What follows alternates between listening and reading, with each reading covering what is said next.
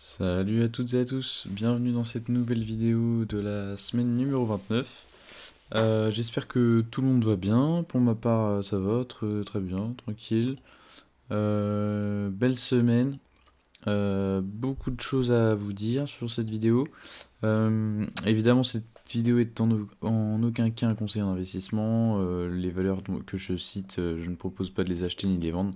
Et puis vous êtes seul responsable de vos investissements, évidemment. Cas spécial, donc EDF racheté par l'État au prix de 12 euros par action. Donc voilà, donc ceux qui sont dedans depuis un bon petit mois sont bien contents. Sinon, on a eu la hausse des taux d'intérêt avec la BCE, donc de 50 points de base. Les marchés ont bien réagi, donc plutôt positif. On a une baisse généralisée des obligations d'État. Voilà, on a le 10 ans américain, le 10 ans, donc ça c'est le 10 ans français, le 10 ans allemand qui a pris des grosses claques, donc ça c'est plutôt cool. Par contre, on a le rendement italien 10 ans qui quand même essaie de pousser. D'ailleurs, l'Italie qui est dans une mauvaise passe économiquement parlant, c'est pas terrible. Je sais pas si vous avez vu un peu ça, c'est pas terrible. Sinon, on a le pétrole, donc le pétrole. Je vous avais proposé un scénario il y a 2 semaines à la vente. Malheureusement, on est revenu. Donc, je vous avais dit de baisser vos stops si vous étiez rentré dans le trade. Malheureusement, on est reparti à la hausse un peu. Donc, l'avantage, c'est qu'on bute quand même sur cette petite zone de prix là. Donc, ça, c'est bien. Donc, à voir par la suite. Ce serait bien qu'on continue la baisse. Mais donc voilà pour le Brent. Donc pour l'instant rien à faire, hein. Vous pouvez pas trop prendre de décision maintenant. Ce serait un peu trop compliqué. Sinon les cryptos, pour les détenteurs de cryptos, carrément positif. Euh, Attendez. Franchement carrément positif. On a dépassé des seuils, hein. Il y a les seuils qu'on surveillait d'ailleurs. J'avais tracé, donc on va peut-être revenir un peu en arrière. Voilà. On avait notamment cette résistance majeure qui a bien tenu. Voilà. Bon, on a eu une sorte de triple top vers le bas. Donc positif. On a ces résistances là, enfin ces anciens supports qui sont devenus résistances qu'on a éclaté. Donc bien. Maintenant là on doit être à ce niveau là. Donc voilà. Donc à voir. Bon ça on peut la supprimer. Voilà. Mais bon, non c'est bien, ça commence à construire quelque chose. Mine de rien, alors attendez, 1, 2, 3, 4, 5. En une semaine, on a pris 16%, quoi. Donc c'est plutôt pas mal. Et au support où je vous avais dit, on est déjà à 50%. Donc c'est quand même une très très grosse performance. Donc maintenant, si vous voulez rentrer, donc moi j'attendrai encore une fois, hein, les mêmes choses. Donc casser cette oblique, cette petite oblique. Mais pour le moment, il n'y a pas grand chose il n'y a pas grand chose qui peut nous faire acheter. En signal technique, je parle, donc c'est bien. Après, ce qui se généralise, ce qui est bien, c'est quand même le retour du risque, hein, chez les investisseurs. On le voit notamment avec l'Ethereum, les cryptos.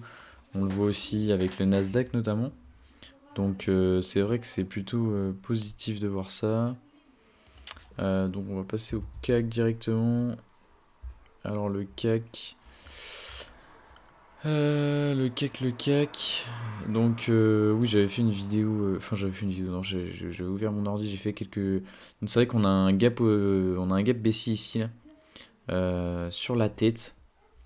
Donc euh, donc voilà. Donc ce serait bien d'aller chercher, ce serait propre. Maintenant, voilà, on a un peu la même configuration qu'ici. On a une sorte de double top qu'on a ici. Attendez, je vais décaler ça parce que moi je pense toujours à un scénario de hausse à moyen terme. Pour ma part, ma position de leverage x2 sur le CAC, je l'ai toujours. J'ai placé un ordre aux alentours de 6260, ça doit être ça à peu près. Mais donc, ouais, je pense par contre, très attention, mais je pense que si on passe en dessous de 6000, pour ma part, ce sera peut-être, ouais, 6181, ouais, limite ça là. Voilà. Alors, attendez. Euh, voilà. Voilà. Si on vient à casser, enfoncer les 6190, pour moi, va falloir lâcher ce, va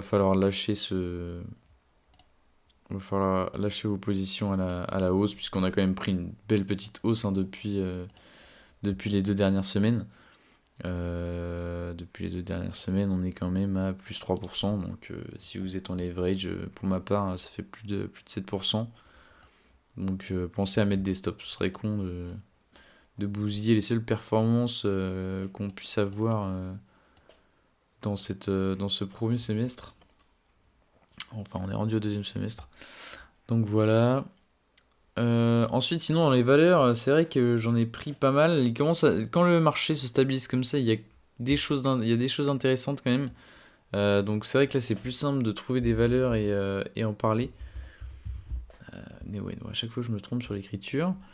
Les dernières semaines, je vous avais parlé d'un range donc, qui était quand même très clair. Je vous avais proposé de le jouer à la baisse la semaine dernière. Sauf qu'aujourd'hui, on a fait une belle bougie de 5%. Donc pour moi, c'est possible, c'est fort probable qu'on reparte à la hausse.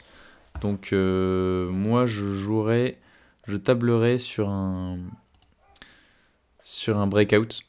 Voilà, voilà, je le mettrai comme ça. Euh, voilà, assez agressif, hein. Si vous êtes, faut être assez agressif. Mais si une des prochaines bougies clôture, je sais pas, disons à ce niveau-là, ce sera un signal d'achat pour après viser d'autres objectifs. Donc on va dire, si clôture, on va dire à 42. Et on va dire 42, c'est potentiellement un signal d'achat. Euh, pour aller viser, bon, il y a beaucoup d'objectifs après hein, sur Neoen. Mais notamment, on voit que cette zone-là, elle est travaillée. Elle a été travaillée par 3 tops. Donc pourquoi pas, j'ai envie de vous dire, aller viser déjà cette zone-là de prix. Voilà, on va la baisser un peu. Voilà, ce serait pas mal de viser ça. Ça nous ferait déjà un beau potentiel. Voilà, pop. Ouais, ça nous fera un beau petit potentiel de hausse. Donc à avoir toujours un œil sur celle-ci. Je pense que ça peut être très important. Donc voilà pour Neoen. Ensuite, on a Carbios. Donc c'est vrai que c'était un peu généralisé cette semaine. Il y a quand même beaucoup de valeurs renouvellement durable euh, qui ont quand même pas mal progressé. Bon, là, on a Carbios, même si elle s'est fait éclater quand même ces derniers mois. On a quand même une reprise qui se fait avec peu de volume cependant. Peu de volume, pas terrible. Mais intéressante. Intéressante. On n'a pas fait ça. Tac, c'était il y a 2 semaines que je vous avais parlé de ça. Euh, non, pas mal. Et on voit que c'est tradé parce qu'on voit que le tac, ça repart. Ça enfonce. Et dès que ça la retape, la MM10, on repart vers le nord. Donc non, c'est pas mal. C'est pas mal néanmoins. Sur la semaine, je sais pas, on est à combien on a comblé, qui plus est, le gap baissier qu'on avait ici. On avait ouvert le 13 juin. Donc non, c'est bien. On est quand même à plus 8% sur la semaine, donc c'est pas mal. C'est pas mal du tout. Voilà, après les objectifs, il faudrait qu'on arrive voilà, à ce niveau-là. Tac. Donc il reste quand même un potentiel encore de 9%. Donc c'est pareil. Donc à suivre, je pense. Moi je privilégierais, si vous voulez rentrer là-dedans, bah, pareil, hein. Achat sur la MM10 pour, euh, pour pas trop prendre de risques. On voit que le trade là à court terme est carrément haussier. Mais, euh, mais ouais. Toucher sur M10, achat, stop court, pop.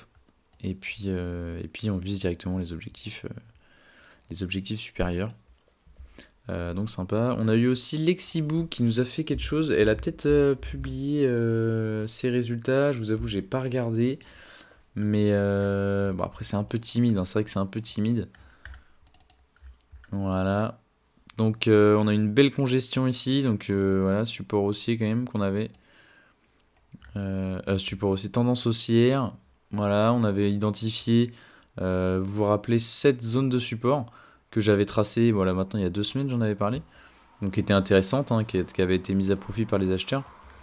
Et là, on était descendu sur une belle zone de. Oh, là, je vous l'avais mis, hein. Voilà, c'était cet oblique-là cassé. Donc là, on avait cassé ce support haussier, oblique, par le bas. On était essayé de remonter, on avait revendu. Et puis finalement, bah, on s'est servi de cette zone de support, hein, et les acheteurs sont là. Donc bien, belle performance aujourd'hui, hein, 8,50 sur la journée. Néanmoins, toujours attention, hein, parce que là, aujourd'hui, on est sur une journée avec 77 000 euros d'échangés. Donc voilà, mettez pas 10 000, prenez pas une position à 10 000 sur l'Exibook, ça peut être risqué pour la suite, pour les revendre, pour la liquidité, quoi. Mais oui, par contre, le volume, c'est ce qui manque un peu. C'est ce qui manque un peu. Ouais, même là, on était qu'à 500 000 euros d'échangés, oh, c'est pas énorme. C'est pas énorme. Ouais, donc voilà. Donc voilà, encore une fois, hein, le technique, ça sert à ça, hein. On analyse, voilà, et puis on peut mettre à profit ou pas, mais, très intéressant. EuroAPI, bon, EuroAPI, c'est vrai que j'en parle assez souvent quand même dans mes vidéos, mais pour moi, c'est une belle action, c'est une belle valeur. Moi, je l'attendais à ce prix-là, hein. À ce prix de sa GLB, malheureusement, elle est pas retournée. On voit l'oblique haussière qui a été mise à profit encore une fois. Hein, on voit bien. Mise à profit ici. Par les acheteurs, donc pour après repartir. Donc c'est pas mal, hein, c'est plutôt pas mal. Donc sur la semaine, on est encore à plus de 60. Donc c'est propre. Pareil, si vous voulez vraiment la jouer agressive, vous pouvez acheter sur cassure de 16,85. C'est ce qui est faisable, c'est un breakout. Donc vous pouvez faire ça. Ou alors attendre 17,26, mais bon, ce sera sûrement un peu trop tard, je pense. Donc voilà, à suivre. Ou alors, encore une fois, attendre qui retourne sur son oblique haussière, sur son support d'oblique haussière. Ça peut être toujours intéressant pour après repartir sur une dynamique. C'est bien. Mais en tout cas, elle se démerde bien, hein. Elle se démerde bien ces derniers temps quand même. Elle est bien sortie de sa zone. C'est plutôt propre. Et puis là, par contre, vous pouvez y aller, hein, il y a du volume, hein. Là, il y a aujourd'hui 4 500 000 euros d'échangés. Donc là, les positions, vous pouvez y aller. C'est sympathique. Ensuite, on a Orpea qui nous fait de belles journées. J'ai l'impression que la société se restructure un peu quand même. Euh, Elle se restructure pas mal. Alors dans la semaine, qu'est-ce qu'on a fait? On était là, on a fait quand même plus 10% pratiquement. C'est pas mal. C'est pas mal. Voilà, je l'avais analysé il y a très très longtemps. Ouais, donc ouais, pas trop de choses à faire quand même, néanmoins. Ouais, pas trop de choses à faire, hein, quand même. Non, il n'y a pas grand chose à faire. Là, je peux vous mentir que pour moi, il n'y a rien à faire. Ouais, bon, on avait cet oblique là, facile. Qui a bien marché d'ailleurs. Non, pour moi, là, faut attendre. Pour moi, faut attendre. Là, il n'y a rien à faire sur Orpea. Attendre. Sinon, on a Ipsos aussi. Ipsos, c'est une société de. Une société comment on appelle ça, de sondage. C'est une société de sondage. Donc a publié des résultats exceptionnels. On a eu notamment, c'était hier, hein, plus 5% je crois il me semble, plus 4% on a fait, mais on est allé jusqu'à bien plus de 5%, ouais, jusqu'à plus de 6%. Dans la semaine on est à combien? On est à plus 6%, donc c'est pas dégueu. On a touché les plus hauts, hein. Tac, on a bien cette zone là qui a été quand même qui est vendue par les opérateurs. On a ce canal là qu'on voit bien, qui a marché, c'est vrai, beaucoup de fois, euh, qui pourrait refonctionner après. Merde, pardon. Donc non, pas mal, Ipsos, pas mal, sympa. Un point d'entrée maintenant, c'est un peu compliqué. C'est un peu compliqué. À surveiller, pareil, comment il va se démerder. Mais oui, pas, ouais. Un peu compliqué quand même de trouver un point d'entrée là-dessus. Pour moi, c'est un peu compliqué. Un peu compliqué. Et puis malheureusement, ce qui m'a fait beaucoup de peine quand j'ai vu ça cette semaine, bah, c'est Navia. Navia, elle va bientôt toucher le fond, hein, si vous me permettez l'expression. Là, pour les petits portefeuilles comme ça, bah, ça fait chier, quoi. Ça, franchement, ça fait chier. Hier, je sais pas ce qui, on a eu peut-être une mauvaise news, moins 36%, et aujourd'hui on retape moins 30%, quoi. Donc, ouais, ça fait mal, avec beaucoup de volume d'échangés. C'est vraiment pas terrible du tout, donc, ouais, c'est pas terrible du tout. Voilà, sur la semaine, on est à combien? On est à moins 52%, donc, franchement, si vous avez une valeur comme ça, et si vous avez pas mis de stop, bah, vous n'avez qu'à vous mordre les doigts. Mais franchement, c'est peut-être le moment pour vendre, hein. Vous pouvez garder peut-être sur du long terme, mais c'est une entreprise qui fait pas énormément d'argent pour le moment, donc peut-être la racheter plus tard, mais ça fait mal. Par contre, moi, je l'aime bien aussi. Pourquoi?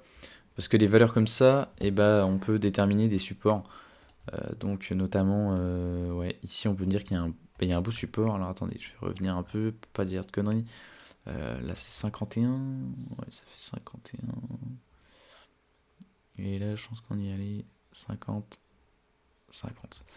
Euh, et là, on est à ce prix-là. Ah bah non, il n'y a rien à faire. Non, bah il n'y a rien à faire. Bon, non, mais pour moi, il n'y a rien à faire. On est en dessous largement de la zone qu'on pouvait avoir estimée en support.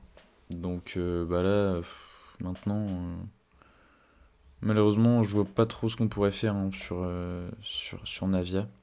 C'est un peu dommage, hein, mais malheureusement, on peut rien faire. Et ici en bonus, bah, je vous ai déjà parlé de cette action-là, mais donc bah, moi je l'ai en portefeuille, hein, ça c'est une de mes convictions. Voilà, hein, je n'engage personne à me suivre évidemment, hein, comme d'habitude. Mais ça c'est une de mes convictions, donc fondamentalement bah, c'est génial, hein. C'est une entreprise, une super belle entreprise. Donc BioUV, donc là on a une poussée, une augmentation des volumes. Bon ça reste pas foufou, hein. Sur la journée d'hier, on est à même pas 200 000 euros d'échangés. Donc pareil, taille de position à faire attention. Mais ouais, sympa, ouais. Après, on voit qu'on bloque dans cette zone-là, hein. C'est les zones des 5 euros, sûrement un biais psychologique. Mais ouais. Mais par contre, ouais, intéressante. Celle-ci est intéressante fondamentalement. Pour le futur, c'est très très bien. Les fondamentaux sont sains. Donc à suivre par la suite. Mais donc voilà. Donc bah écoutez, je pense que cette vidéo va être terminée. Bon, j'ai essayé de vous parler de pas mal de choses. Donc c'était plutôt une bonne semaine, hein, généralement pour les portefeuilles de tout le monde, avec ceux que je discute. Donc c'est plutôt positif. À surveiller la semaine prochaine, voir si ça va continuer à monter ou ça va congestionner. À voir par la suite.